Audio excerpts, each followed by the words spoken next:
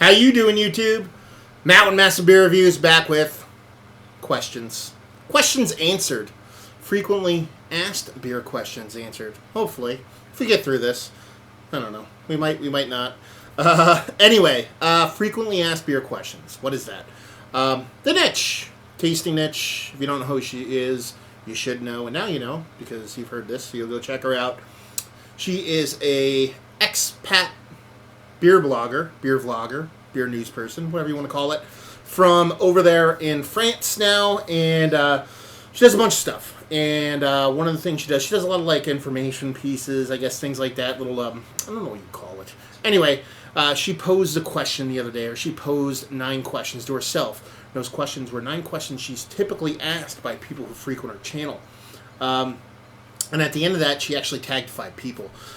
She tagged 5 brewer and 4 beer bloggers, I believe, and beer reviewers. And those 5 people ended up doing the same thing, which is answer those 9 questions and then tag 5 other people. And I was tagged by Nate from Behind the Bar Beer Reviews. Thanks very much, dude, for tagging me in this. He tagged me in it. He's like, I don't even know if Matt watches my channel. I do. I'm just a super fucking creeper. Not personally in general in my life, but also with beer tubing. I'm a super creeper, and I don't know. Just kind of not one for words when it comes to the old keyboard. So my life is pretty busy as of late. Let's put it that way. Anyway, enough of that bullshit. He tagged me in it, so now I got to do it. I don't have to do it. I just want to do it because I think it's fun. I think it's interesting. It's like the, I don't know, the beer tubing version of a chain lever. Letter. But not in a douchey way or a weird, creepy way. Like if you don't send it, someone will die or whatever. Anyway, let's do this. Get into it. First things first. Question 1. How did you get into beer geeking? Now, beer geeking. What is that? I assume it's how did you get into beer. It could be how did you get into beer tubing. I don't know. I'm not going to cover that part. I just like beer and I started talking about it. How I got into beer. Just like most anybody else, I drank shitty, off the shelf, adjunct back row lager crap for many, many, many years. And when I was about 21-ish, right around when I started legally drinking United States, at the same time, my job was I was a body modification artist. They were like scarification implants, things like that. And I belonged to a website, and we did a lot of stuff for like just kind of like back and forth barbecue stuff. We'd hold them in the States. We'd hold some up in Canada. And the first time I went up there, I went up to Canada, and the first thing that popped in my head was, I heard you got good beer up here. One of the guys, Phil, he's like, we absolutely do. Let me take you to the beer store. The beer store in Canada, for those that don't know, is the beer store. It's called the beer store. It's country run or whatever you want to call it, like province run. And went there, and he's like, try this beer. And it was Unibrew Maudit, a Belgian strong dark. Had that. I enjoyed the living shit out of that beer. And, yeah. Drank too much of it. Came home with a raging fucking headache and a hangover. And said, I need more. Oddly enough, I had a friend of mine who I knew worked at a bar with weird beer. At the time, I was just like, okay, it's this weird beer, whatever, I'll ask this guy. Unbeknownst to me, he worked at one of the country's best beer bars, and just so happened to be about a mile from where I lived. The place is called Elmer Suds. That's right, Elmer Suds. And I went down there and I said, hey man, I had this beer called Maudit. I would like some more, please. And he said, we have that. And I said, fantastic. I'll take them all. But no, I'd go there and I'd drink. I was on my way home from work, so I'd stop by, have a couple, rinse, repeat. And after a while, I was kind of drinking the same beer over and over. And I said, hey, man, he's like, you seem like you're into these beers. He's like, why don't you branch out? And I said, I don't even know what else would I like. He's like, well, a lot of stuff. And then he goes, I'll make you a deal. And he's like, you come back. He's like, I'll just give you some beers. He's like, I'll cut you a break, but you can't really ask for what you want. I'll just give you what I think you should have. And the trade-off will be I'll tell you everything you need to know about that beer, where it's from, who made it, yada, yada, yada. So you're talking right around like 1999, about almost 20 years ago, I had the world's best crash course on beer. And that bar was absolutely fantastic. They had some of the whalest of whales, especially even nowadays, but back then, your Cantillons, your Phantoms, Thomas Hardy's, the whole nine. They just had amazing beer. West Vedelin 8s and 12s, pull them out of there, nobody's business. Still have a menu I kind of, spit and salivate over it from time to time. And yeah, so kind of went there, met a couple other beer-minded people. My one buddy kind of traveled along with me, and then we ended up becoming beer people. And it was an odd thing because from there, kind of stayed in this beer bubble for many years. You're talking about 20 years ago, beer isn't like it is now. One, the beer's not the same. Pretty much all American beers were, just American pale ales, American IPAs, but it was the old school West Coast piney IPAs, maybe a little citrus East Coast action. That's about it. And that's all there was, especially local, because it was pretty hard to get beer-wise, especially like decent stuff in the States. The European stuff, the Belgian stuff was way easier to get. Anyway, kind of stayed in this bubble for a bit, just because it was like, hard to get good beer, and, nobody was into it back then. You're talking about today, if someone doesn't like beer, that's really, really, really weird. Whereas back then, if you met somebody that actually knew anything about beer whatsoever, you kind of freaked out going, oh my God, I met like a unicorn. So kind of stayed in this bubble with a close-knit group of mine up until about, a couple years ago, about 8 years ago, when beers started to change in the States, when hops started to change, and how they started to use hops, and kind of America got its own identity, or an identity I liked with beers, and then I kind of branch out even further from there. So I was pretty much just a European, Belgian kind of beer, I want to say snobby person, but kind of pigeonholed person up until the new wave of beer came out, and then I kind of branched even further. So that's kind of how I got into beer and how I am kind of tracking with beer. Why beer?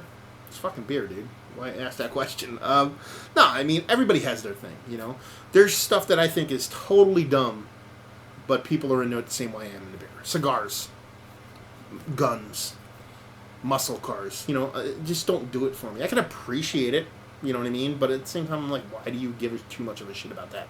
Well, I'm that way with beer. It just makes sense to me. It tastes good. It's fantastic. It's super complex. There's so many different kinds of beer. The varying differences between beer is just insane. So you can, no matter what mood you're in for a beer or what you're looking for, you can find just anything flavor-wise, profile-wise. So that's why. Let's see. Number 2, what's your favorite beer? Well, that's a tough question. It's a twofold question, I believe. What's your favorite beer, or what's your favorite beer? That's how you say things. My favorite beer is Thomas Hardy Ale. Used to be defunct. It's just being brought back. It is actually being made again. It's available overseas, but I haven't seen it yet here. I have some people that said they'd send me some, so hopefully that happens. Yeah, it is the kind of dodo beer of the yesteryear, I guess you'd say. Because it's not anymore. I'm rambling. Anyway, Thomas Hardy Ale, especially with some age on, about 10 or 15 years or so, is my wheelhouse beer. Now, what is my favorite beer as far as what I drink the most of? Semi-local, local to semi-local, pales, wheats, Belgian-influenced beers. I'm in a very lucky position where I live. If you draw an hour and a half radius from where I live, car-wise, there is a plethora of fantastic breweries. And a lot of them are versatile. They just don't stick with one style of beer. So that's my go-to stuff. Usually on the weekends, I'm into beer. My girlfriend, she's into fiber and yarn and stuff like that. So we kind of just pick a place that has a brewery and a place that has a fiber place, and we just kind of travel there. I come home with some beer and drink it. You know what I mean? So that's usually my favorite kind of beer, as of late, let's put it that way. Let's see. Question number 3. If you have one beer forever, what would it be? So the desert island question here, I guess. This is probably the hardest question of all of them, because knee-jerk reaction, you're going to say, okay, Thomas Hardy is my favorite beer. Well, not necessarily. I don't want to be chugging, you know what I mean, barley wines, even though the barley wines are the best. You don't want to be chugging barley wines your whole life, at least not every single time. So my thought process immediately went to yeast. So I want something that's going to be complex and that's going to change, okay? Your hops will die off, your sour's going to be sour, but with yeast, you can vary from mild to robust, or even it can change over time. So I kind of pinned it down. I know it's a little bit cheating. Either like a Belgian strong pale ale or like a triple, somewhere around there. You know what I mean? Your Still Knots of the world or your Guten Carlos triples of the world. Something that you could, drink fresh that would be bright and sprightly and vibrant, or that would, after a year or so, it change into something that's a bit more robust, a bit more kind of dense, but at the same time, you know what I mean? Something that could still be drank, or something that if you were to let sit for, let's see, 5 to 10 years, would turn almost into a barley wine. So it'd be a thing where you kind of hoard the shit out of that, and over years you'd have different kind of variants of a beer, and everything would be peachy. So that would be my answer. A little bit cheating there with 2 different styles, but it's my 9 questions. I get to cheat. Okay. 4. How can you drink so much / and stay healthy? Let's separate that first off. Let's go with the latter one. How do you stay healthy? Not the healthiest dude in the world. About a year and a half ago, I was probably about the healthiest I was in a very long time. Tried a bunch of weight, was pretty active, kind of blew out my knee. Put on a decent amount of weight as of late. So that's kind of a bummer, but I'm almost back to 100%. So I'm back to doing things. It's getting nice outside. It's hot tonight. You might hear a little fan going because of the heat. Yeah, it's not necessarily a healthy guy, but oddly enough, I'm not that unhealthy of a person as far as my habits go. Sure, I drink beer, sometimes do a little bit of excess. At the same time, I cook all my own food. I don't eat anything out of boxes. I don't eat bread, sans a special occasion. I don't eat cakes and cookies and stuff like that. I don't drink soda. I don't, whatever. I drink water. I have an iced tea every now and then, and beer and water. And I cook every single thing I pretty much eat. Except for when you go out on special occasions, obviously. You know what I mean? Shit like that. So, oddly enough, for as big as I am, I'm a relatively healthy dude. At least that's what the doctors tell me. And my whole family's a bunch of gigantic people. We're all over 6 foot. Well, the women, aren't 6 foot, but they're close. But we're all, like, gigantic people. You know what I mean? We're all over 6 foot. My one brother's a triathlete, and that's all he does is run all day long and swim and bike. And he can't get below 210, I think. And that's all he does all day long. So it's just the way we're built. We've never been a skinny person, never been a tiny person, let's put it that way. But at the same time, usually carry that shit well. But yeah, I'm not going to sit here and say I am the pinnacle of the healthiest. So it's not the question for me. And it says here, how can you drink so much? It's kind of illusion, I think, a lot with beer tubing and with how much beer tube people drink. When I do reviews, I'll do like 3, 4, 5 reviews in a sitting and do it like maybe twice a week. So you're talking, sometimes less, sometimes more. You're talking give or take, let's say I did 10 beers in a week. That's more than one a day. But I don't do them into one sitting, it's not like I sit here and do a beer review and chug it, and a beer review and chug it. I'll do it, sip it, drink it, whatever, push it off to the side, do another one. And most times than not, there's other people I'm sharing it with, friends are around, and kind of give it to them. And, the winners of the group, the ones that really do it for me, I drink them, and the ones that are mediocre get filed 13 or whatever the fuck the faucet's going to be called. So it's a little bit of illusion, I think, when it comes to how much beer most beer tubers drink. But at the same time, you know what I mean? It's also delicious. So, if you have a little bit of balance in your life, it's not that crazy. Let's see, what else do we got here? Number 5, are you an alcoholic? No, I don't think so. I don't wake up and drink, minus early golfing every now and then. Let's see, I don't wake up and drink. I never feel like I need a drink. I've gone long periods without drinking. But at the same time, if you get down to definitions, the Surgeon General warning says 2 drinks a day is healthy. Not healthy as in that's okay. It's like 2 drinks a day, 2 alcoholic drinks a day is good for you, as in you are better off drinking 2 alcoholic drinks a day than you are not. But Alcoholics Anonymous says you drink 2 drinks or more a day, you're an alcoholic. So, it's all about perspective. You know what I mean? I know people who would probably look at what I do and the fact that I even do beer reviews and things like that would say you must be an alcoholic, where there's other people who would be like, that's funny, people think you're an alcoholic. So it's all about perception. I don't think so. I don't think many people think so. But all that matters is what I think. I don't give a shit. Anyway, let's see. 6, what's your favorite ingredient? Yeast. Easy. Speezy. And yeast. Hops are cool. I dig me some hops. But, especially the new school stuff is cool. But, it's not my favorite thing in the world. It's catching up, but it's definitely not there. Critters, little bacteria, they're fun too. You're typically talking about skewing all the way in the sour side of things. So again, that's not for me. With yeast, you can almost get all that. You can get yeast so funky on one side, you get the sours. You can use like a nice Brett C or something like that and get a lot of citrus notes and kind of mimic a little bit of hops and get everything in between, from fruit, everything. I mean, just the gamut, the rainbow of flavors that you can pull out of things from yeast is absolutely fantastic. So yeast is definitely far and away my favorite ingredient. Let's see what else we have here. Question number 7. Do you brew? No. I have from commercial level to very, very tiny, in between. Mostly helping friends, things like that.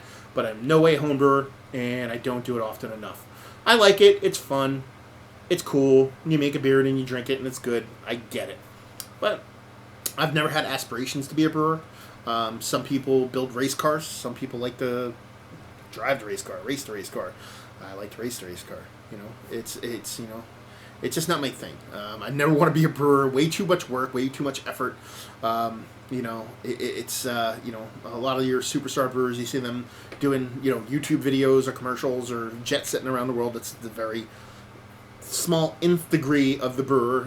It's like the rock star chef. You know what I mean? You have to put in your dues, and most likely we'll never get to that level. So I'd never want to work that hard. But yeah, I appreciate it, but at the same time, no, I don't. But I should do it a little bit more often, kind of stay grounded. What was your first beer? Question number 8. Maudit, I talked about that. Maudit and Dogfish Head Chicory Stout were like the two that really did it for me in the beginning. Still can get Maudit. It's a little bit different with Sleeman's being bought and sold so many times. But Chicory Stout, sadly enough, can't get it anymore. It sucks. Except for the brewery, I think. Every now and then they leak it out. So yeah, those were the two that really did it for me, kicking it off. I mean, if we want to go really legit answer in this one, it's probably some crappy ass beer that my dad drank when I was like 4. I stole off the fucking counter or fucking coffee table, like a Black Label 1857 or a fucking Peels. I was just about to say Jenny Cream, but Jenny Cream's still fucking awesome. So anyway, yeah, it's probably like good beer. Yeah, Maudit and Chicory Stout are like my 2 first real beers, and I went over the whole thing on how I got into beer. And let's see, last but not least, who in the beer world do you look up to? Look up to is a very strong phrase. We don't really look up to anybody in the beer world. If Michael Jackson was still alive, I'd probably say that, just because he's the OG. Rest in peace, brother. Yeah, besides that, I would probably... I'd want to dial that word back. I'd want to go to, like, enjoy or admire. It's not that I don't respect people. I do. I do immensely. It's just, that's admire is like...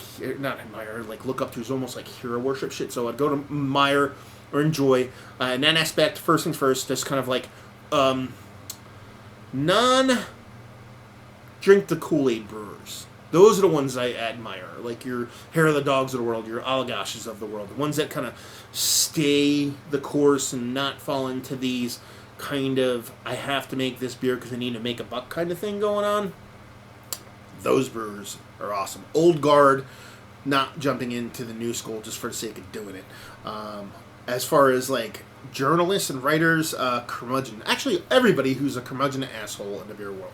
Lou Bryson, the curmudgeon of all curmudgeons, does mostly more whiskey stuff nowadays, but he's known for a lot of the beer stuff that he's done. John Hall writes for All About Beer magazine. He's does a podcast on Augie Carton, Steal This Beer, that's fantastic, and he's just the cynical douche of fantasticness. And outside of that, the only other thing would be kind of local, smaller brewers. Do you know what I mean? Like, whether it be like, just the local guys. Do you know what I mean? The guys around me, the guys, up in Orange County, we have Rushing Duck, and up in Binghamton, New York area, we have the north. Down south of me in Bethlehem, we have the Bond Brewing. Cool little place I just started going to, but I love it already. Down in Jersey, not too far away from me, Kane Brewing. Just like they're kind of blown up, so they're not necessarily super small, but at the same time, there's so many good breweries in and around the area that it's it's just those are the things that I kind of admire, I guess you would say, or enjoy rather than look up to, because that's a little bit too strong of a word for me. And that's it. That's 9. Wow, went through that really quick. So yeah, there you go. 9 down the tubes, the YouTubes. How you doing? So yeah, I got to tag 5 people. We're going to go in here, tag 5 people real quick. If you want to do it, you can do it. If not, whatever. No sweat off my balls. Let's do first things first. Lee Russell, Hoagley Beer Reviews.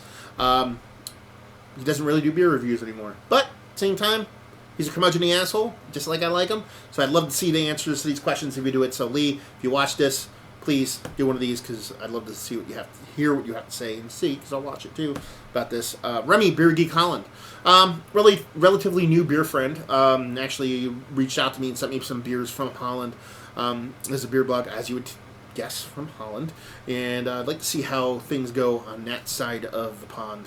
I can't believe I just said that fucking word. I'm going to kick my own ass for saying that shit. James Rampant Lion. I'd like to see what he has to say, only because I love his accent, honestly. He does a unique take on beer reviews. He does. But those dulcet tones, I wouldn't mind hearing what he has to say. The guys from Nerd Sense. Small beer review just started kicking off, but I went to Boston, had a little bit of dialogue going on. We wanted to meet up, but just wasn't in the cards. But they're new guys, kind of give a little shout and throw them in the mix, see what they have to say. And last but not least, Chad from Albano Reno. Kind of wrap this up from beginning to end. 2 Canadian beer reviewers.